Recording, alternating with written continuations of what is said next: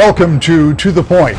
This week here in the state of Michigan, what is typically a mundane and little noticed but important process took place as the Board of Canvassers certified the election.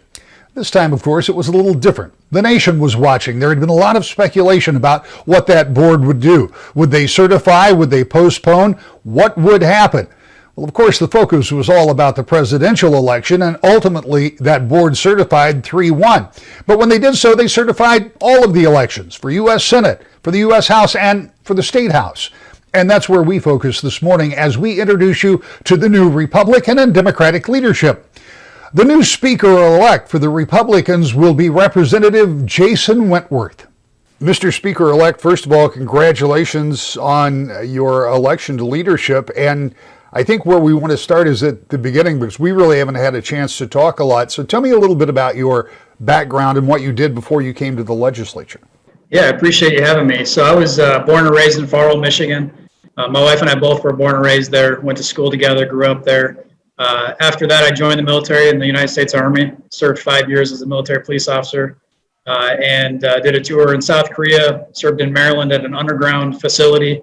It was an alternate Pentagon that they created after 9/11. I did that for a few years. When I got out of the military, I served in the Pinellas County Sheriff's Department in Florida for 3 years. We moved back to Michigan after we had our first daughter in Florida, back home. That was during the 2008-2009 recession, so it was difficult to find a job and find employment. And I was still in school and ended up finishing my degree. I worked for the Michigan Veterans Affairs Agency in Lansing when that was created by Governor Snyder, and really started to get involved in politics at that point, learning about the challenges veterans and their families were facing in the state of Michigan.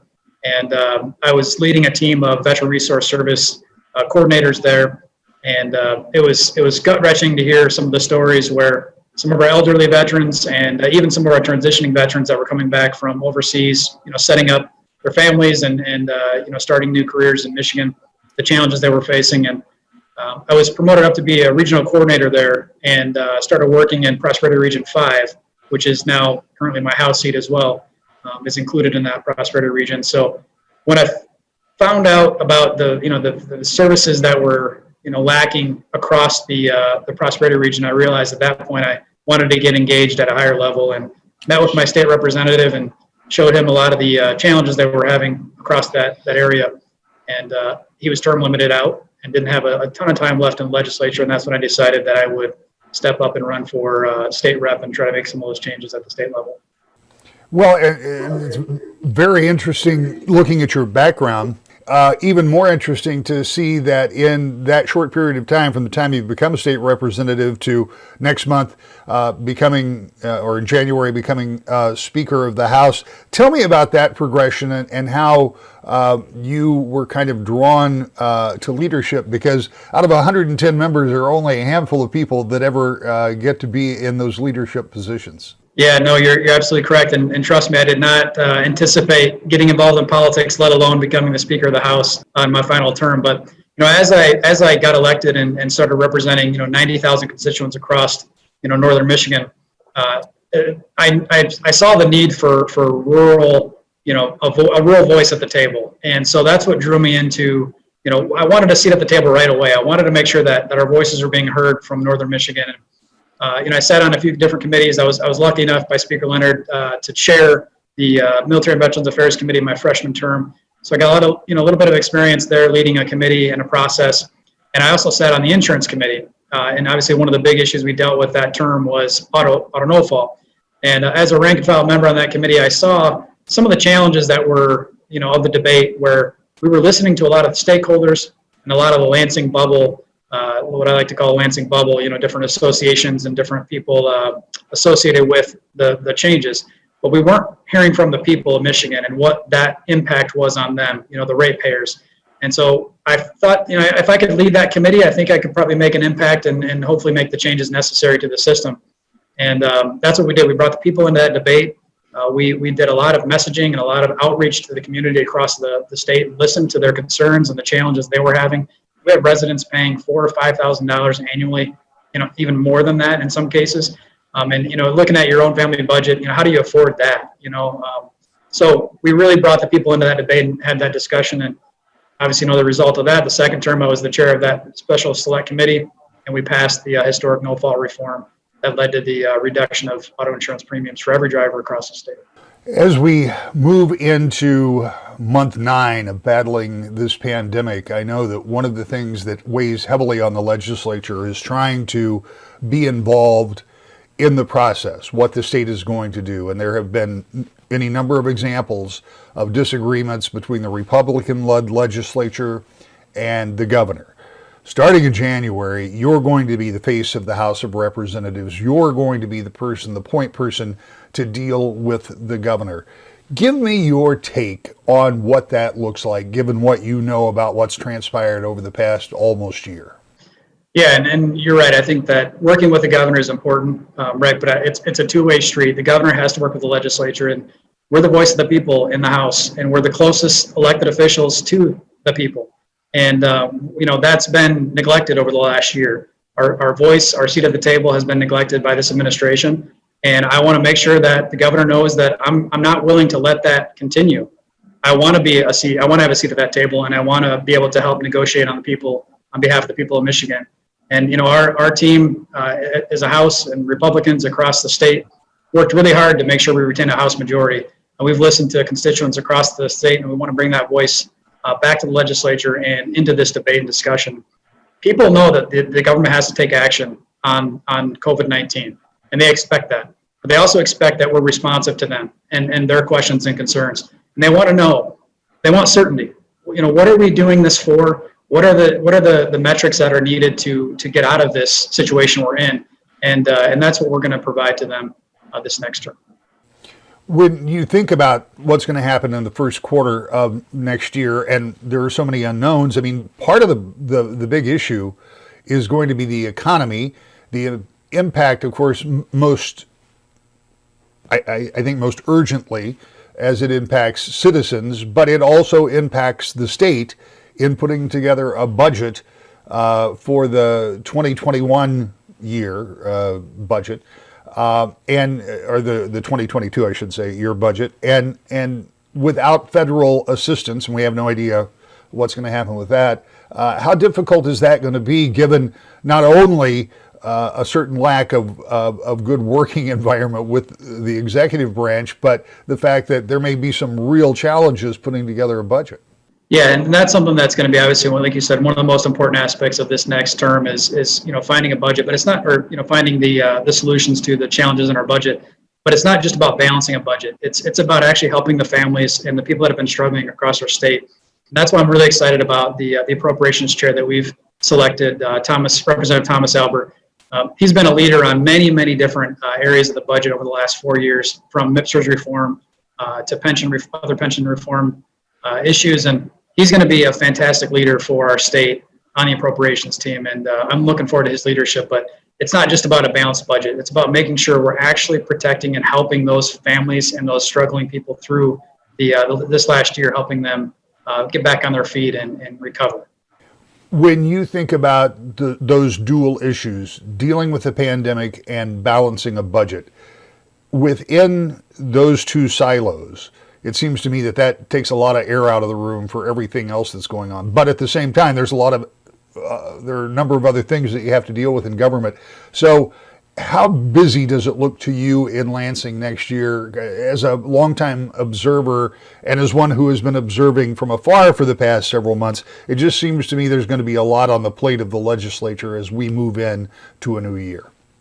Yeah, you're absolutely right. There's going to be many things that pop up. Obviously, we didn't know we'd be talking about this 4 weeks ago, let alone, what we're going to talk about in 2 months when we come into town and we get swearing the new elected officials. But what I can assure you is that the people of Michigan's voice will be at the table this next term. And I want to, just reiterate that fact that, we spent a lot of time over the last year helping families through unemployment, helping, struggling businesses recover. And we're going to continue that focus and make sure that their voice is at this table. Because that's who we represent. And that's what I want to make sure that, as a Speaker of the House, I'm representing my caucus and I'm representing the people of Michigan at that table with this administration.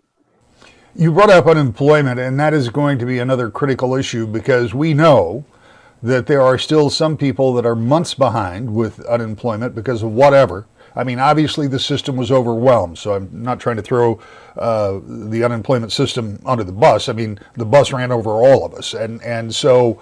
But even at that, I mean, now with new layoffs that are bound to happen because of the new restrictions that may or may not be expanded in length, is there any hope? Is there any effort? Is there any plan to somehow update or streamline that unemployment system?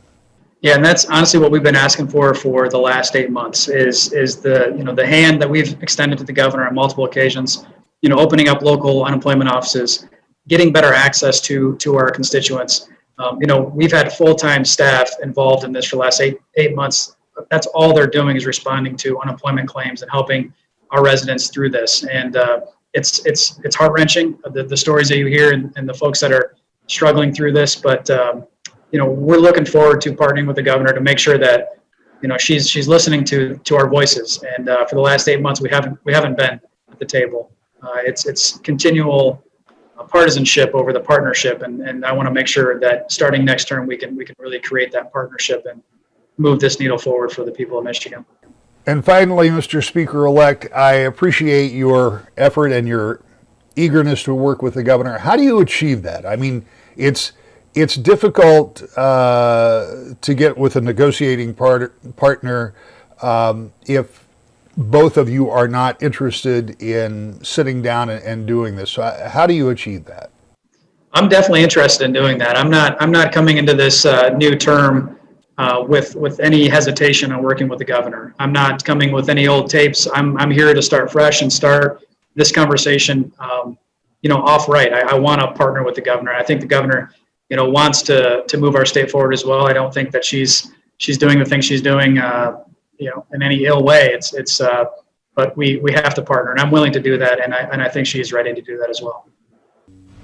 Democrats, too, have selected their leader for the next 2 years, and we'll introduce you to her next. To the Point. Welcome back to the Point. Republicans and Democrats have selected their leadership in the state house for next year. You just met the new Speaker of the House, and now the Democrats' choice to be their leader is Representative Donna Lazinski.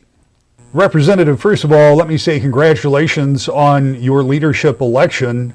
That's a big deal, and we'll talk about that in a minute. But if you would, for our viewers who probably haven't met you yet, tell me a little bit about your life before being in the State House of Representatives, what your background is, what your work history has looked like, and let's get to know you. Well, thank you. I'm very excited to meet you and all of your viewers, and I look forward to our conversations over the next 101st legislative session. Yes, well, thank you. So I'm a resident of Scioto Township, which is just right outside the borders of Ann Arbor, Michigan, and I represent the communities of Dexter, Chelsea, Manchester, Saline, Whitmore Lake, so a number of our just beautiful, small, rural towns. I've been here over 20 years, raised 3 sons here, but I'm a businesswoman who owns an education company focused on summer learning loss. And so prior to that, I'm a jack of all trades, a professional management consultant with a master's degree from Kellogg at Northwestern and an undergraduate right here from the University of Michigan Business School. Well, that's a pretty impressive resume. I want to come back to the schooling part of that because it's a very important component. I have 2 smaller children, and I know what can happen to that educational process over the summer sometimes. But talk to me about how you got into politics, and particularly how now you became the leader of the Democrats in the State House. Yes, absolutely. So, my path to politics really came through my path to starting my own company. So I had done management consulting across the country. And when my kids started school, they attended what's called a Title I school. So a school that had a high level of free and reduced lunch. And I saw some of my children's friends slipping back summer after summer. So when I started on this journey, I looked at summer learning loss as the reason the children were slipping back. And I'm the old kitchen table entrepreneur, kind of took a winter of evenings at my kitchen table, wrote the program, the school used it, they liked it, and other schools wanted it. So at that point, I just asked the question, as a parent, a very, concerned and involved parent, if I saw this problem and solved it, How could we do that at the state level? How could we do that at a district level? And quite frankly, I went to my local intermediate school district one evening and took an advocacy class and learned how to advocate for my student and other students at state government. And then was appointed by Governor Granholm to an early learning advisory commission, earned a fellowship from Michigan State for a political program, and just went on from there. So I built my company, I built my advocacy work as well. What is it that we should know as parents? And I want to get back, we'll talk about the politics and we'll talk about some of your agenda as you move ahead. But I really am interested in the process of keeping students engaged and letting them not fall back over the summer. And I would even expand that to right now, because we have children, thousands of children in this state that are learning virtually. There's virtual, there's remote, but still they're not in a classroom setting. And it seems to me, and I think we've all heard the concerns expressed, that we could run into some of the same problems right now doing that if we don't have the right tools and the right input to keep our kids on track. Absolutely. And this is where I do have to differentiate myself as a businesswoman who went into the education sphere and not an educator. I want to be very clear about that. But what we're really looking at and what I had identified in my schools, we're just looking at kids who are differently resourced, right? And right now that's really been laid bare. In my community, we have thousands of my constituents don't have access to the internet. They literally don't have a line or a service they can sign up to. We have children who don't have access to digital devices, or it's very difficult. You might have one computer for the kids in your home because that's always been enough, and now you need 3 because you have 3 kids.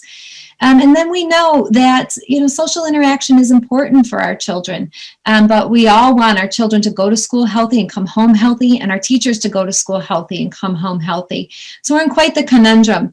I think we're going to have to be very clear that there's going to be no such thing as a typical 3rd grader or a typical 4th grader when school starts again this coming fall, which I truly believe by this fall we'll be able to be back in school in person with a vaccine and with good safety protocols throughout our great state. But we're going to really have to, as you mentioned, focus on getting everybody back on track and figuring out where everybody is, because I think a lot of kids are going to be in different places than we expected them to be. I think I hear you saying that there will be a need for remediation when we go back to school, and it will depend on which students have had access to the things you just spoke of and the ones who haven't. So it could be a pretty mixed bag when we finally do get all the kids back together in the classroom, and that's going to be another challenge, which brings me to this question. For as long as I've been covering the legislature, there has always been an argument about the level of funding for schools. And if there certainly are current challenges now, and as you point out, certainly will be even more challenges even after all the in-person learning begins again. What is the possibility, what is the need, what is the opportunity to do something to change the funding formula or funding sources for schools to give them the revenues they need, given the fact that this next year's budget is going to be a bear to put together anyway? Absolutely. We know that the budget in the state of Michigan is down. Folks just aren't out there spending or earning as much. So sales tax revenue as well as income tax revenue are down. What we know when we look at kids, and particularly when you look at getting kids back on track or back up to speed where they need to be, is it's really individualized supports that that are needed for those children. And what that means is an infusion of teachers and teaching support staff in order to be able to help students. Right now, on my path to the State House, I was also the school board treasurer for Ann Arbor Public Schools, so about a $220 million budget. And when I was working with that budget, 93 to 95% of it is direct teaching costs. And we know that when we look, again, as you mentioned, in the state of Michigan, compared to all the other states in the nation, we've had the lowest investment in education over the last decade. We simply have not kept up with the cost of inflation. So we're going to be at a decision point. Just like other things this pandemic has laid bare, our investment in education and what it's going to mean to get our kids to potential, and quite frankly, to fill that talent pipeline that our employers need to continue to grow our economy in Michigan, is going to require serious investment. As we know, that's been vigorous debate, I will characterize it as, in Lansing about how we do that for our public school children. But it will be at the top of that discussion, because if we let it slide, our economy slides, our talent pipeline dries up, and our kids don't reach their full potential. And it's really hard to attract employers and to keep families in the state when we can't meet the basics of educating children. You talk about that talent pipeline, and it was not so long ago that I was having conversations with elected officials in Lansing talking about what are we going to do to get the talent, the skills to fill the jobs that we have, and with a little bit of luck, perhaps after this pandemic, and as you point out, by next fall or whenever it is that we get a better handle on it, we start to see some of that come back up. So having a trained workforce, even though right now it doesn't seem to be a priority, is certainly going to be very important going forward, isn't it? Absolutely. It always is. You know, I'm an entrepreneur. My husband's an entrepreneur. We have great entrepreneurs in the state of Michigan. And when they can't grow their business because they can't find the talent that they need, that's a shame. And we know that our governor has set strong goals, 2030, getting our population to have a majority of folks with an associate's or a trade certificate, an apprenticeship, or a bachelor's degree, so that we can meet the demands of our companies and our great small businesses and entrepreneurs here in the state. That has to be a primary focus, because we have to help ourselves grow. We can't look elsewhere for folks to push us along to grow. We have to help ourselves grow, and that starts with having all of our talented Michiganders at work. We've spent much more time talking about talent and education than I intended to, but I do want to give you an opportunity in our final moments. Talk about what your priorities are as you move into this leadership position. Granted, you didn't pick up the seats that you probably wanted to in this past election. Still, it's a narrow majority for Republicans, and Democrats certainly do have a voice. What would you like to see as priorities among the things we've already talked about, no doubt? You know, in the short term, we can look towards the fall where we may have a handle on this pandemic, and I know that I'm hopeful that we will. But in the immediate term, it's our public health and our economic health. That's what all eyes must be on. And as a legislature, we have to begin to call session and pass bills that deal with this pandemic. You know, for the first 4 months of the pandemic, the Public Health Committee was not called to order once. We have to step into our responsibility as legislators and be proactive in public health measures, be proactive in economic health measures, supporting our small businesses, ensuring continuity of unemployment benefits, where we keep people afloat so they don't spin out into an unrecoverable economic situation. Once we move through that, I am a collaborative leader, and I'm working very closely with my colleagues right now. I'm actually meeting with all 51 of them over a 10-day period to assess their priorities as we work to put together an agenda that prioritizes Michiganders, again, public health, economic health, and those key issues that our representatives ran to represent in their communities. So I look forward to speaking with you as we develop that further. But right now, again, all eyes on the pandemic and getting us through that safely and with our economy intact. So the new leadership is set to go in place in January, but they will face a lot of the same problems that we face in December, that we've been facing since March. We'll talk about that next. To the point. So the election has been certified, the new leadership is set for the House, and we're almost ready for a new year. A short lame duck session will take place in December, but in January is when the new speaker and the new Democratic leader will have to get down to business. The business of fighting COVID-19 and the state's response, and the business of trying to work together. We know in the past year it has been a difficult road for Republicans and Democrats to get on the same page. So the question is, will it be any different when the new leadership takes over? That's something we'll be watching when you join us each week. To the point.